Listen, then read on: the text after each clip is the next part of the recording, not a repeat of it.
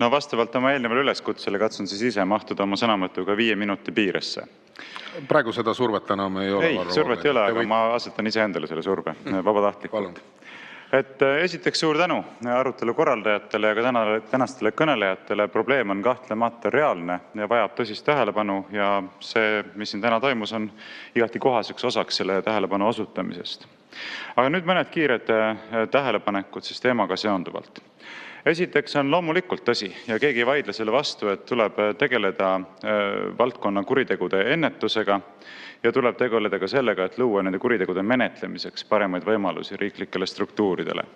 Ennetusega tuleb tegeleda nii telkodel, pankadel kui ka riigil. Lisaks siis menetlus on riigi kohustus loomulikult. Aga minule tundub küll, olles kõike seda kuulanud, et esmane tasand peaks siiski probleemiga tegelemisel ja probleemi põhjuste tuvastamisel seisnema selles, et tuleb apelleerida inimeste oma vastutusele ja teha ära kõik sellel tasandil, et inimesed ise oleksid suutelised oma vara kaitsma ja sealt edasi toetuksid siis sellele, et ka teised pingutavad selle nimel, et nende vara kaitsta. Meile ju sageli meeldib rääkida sellest, et Eesti rahvas on ikka üks tark rahvas, et me oleme haritud rahvas, eks ole, et see tõstab meid esile. Aga kui samal ajal näiteks seesama rahvas või suur osa sellest rahvast ei ole võimeline aru saama nii lihtsast asjast, et ära anna oma kasutaja tunnuseid ja PIN 1 ja PIN 2 koode, kas siis ID-kaardi koode või Smart-ID koode võõrastele, kes sulle helistavad, siis väga vabandan, aga ei saa nagu mitte kuidagi öelda, et meil on tegemist haritud rahvaga. See ei ole nüüd mingisugune keeruline asi, millest aru saada. Ei ole keeruline asi. Kui sulle helistab võõras inimene, siis sa ei anna talle mitte mingil tingimusel ei oma kasutaja tunnuseid ega PIN 1 ja PIN 2 koode. Kas on raske aru saada? See võib olla väga raske aru saada. Kui on väga raske aru saada, siis peab ütlema, et tegemist ei ole intellektuaalselt väga võimekate inimestega. Ja nüüd ütleme nii, kui inimesed näiteks ei tea seda, ütleme, üks on see, et tead, aga ei saa aru, aga teine asi on see, et ei tea, siis siin on ju väga selge esmane tasand see, et saaks korraldada ka riiklikke teavituskampaaniaid. Näiteks ERR-i vahendusel. Ma ei ole suur televiisori vaataja või veel väiksem olen, ma olen raadiokuulaja, aga ma ei ole kuulnud, et sellist süstemaatiliselt kampaania vormis inimesi teavitatakse sellest, nendest ohtudest ja sellest, mida tuleks siis teha, et neid ohtusid neutraliseerida. Esimene tasand.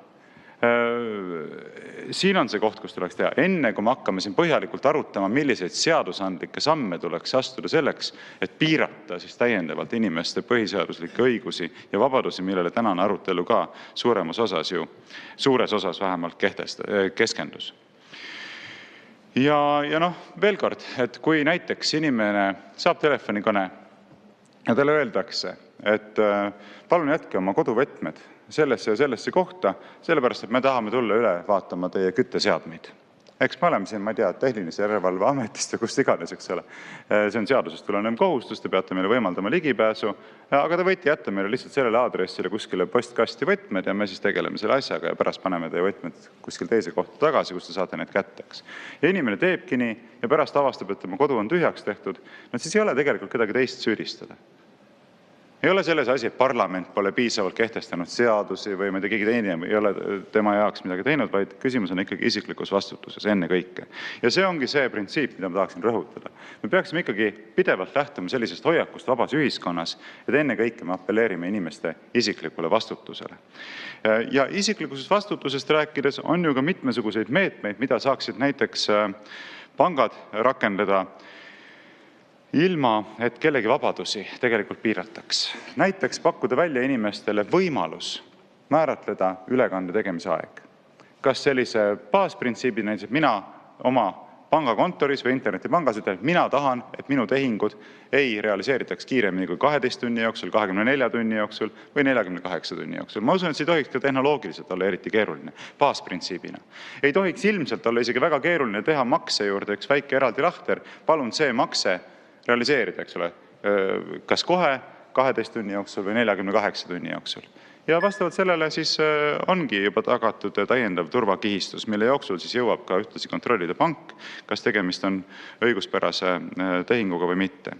Teine konkreetne meede, mida saaks rakendada inimene ise, öelda, et näiteks minu pangakontole saab sisse logida ainult biomeetriliste andmete tuvastamise korral. See võib eeldada ka mingi täiendavat teenustasu, aga see ongi siis see, mis sa paned selleks, et sinu konto oleks paremini turvatud. Nii et võib-olla peakski keskenduma ennekõike nendele asjadele, mida siis inimesed saaksid ise teha, sealt edasi meetmetele, mida riik saab inimeste hüvanguks teha. Aitäh! Suur tänu!